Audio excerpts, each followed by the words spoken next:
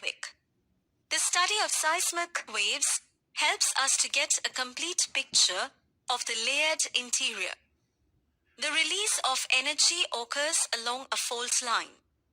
A fault is a sharp break in the rocks of the crust, and the crustal rocks tend to move in opposite directions.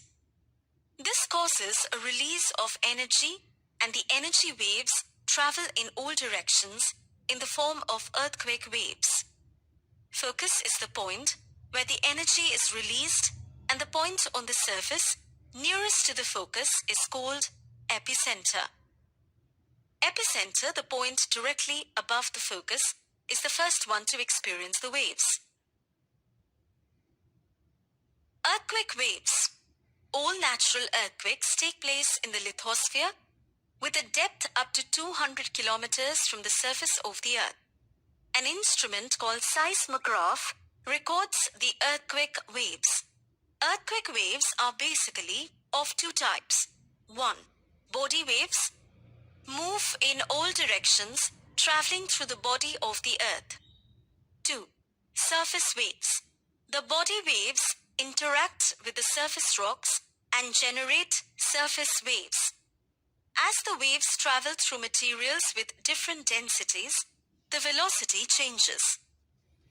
On the basis of velocity, seismic waves are divided in 3 sets of waves. For example, number 1.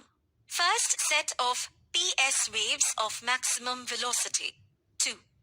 Second set of PS waves of minimum velocity. 3. Third set of PS waves of medium velocity, falling between the first and the second set of waves. In denser material, the velocity is higher. There are 2 types of waves. P waves or primary waves. 1. P waves move faster. 2. They are the first to arrive at the surface. 3. P wave can travel through gaseous, liquid, and solid materials. S waves or secondary waves. 1. S waves arrive at the surface after P. 2. S waves are more destructive. 3. They can travel only through solid materials. This characteristic of the S waves helped scientists to understand the structure of the interior of the earth. Propagation of earthquake waves. Different types of earthquake waves travel differently. P waves travel parallel to the direction of the wave, and as a result it creates stretching and squeezing of the material. S waves are perpendicular to the wave direction, and hence they create troughs and crests in the materials through which they pass.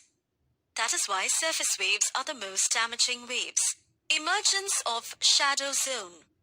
An area where there is very little or no direct reception of seismic waves from a given earthquake because of reflection of the waves in the Earth's core is called the shadow zone. It was observed that seismograph located within 105 degrees from the epicenter receives P and S waves, but beyond 145 degrees from the epicenter records the arrival of P waves, but not that of S waves.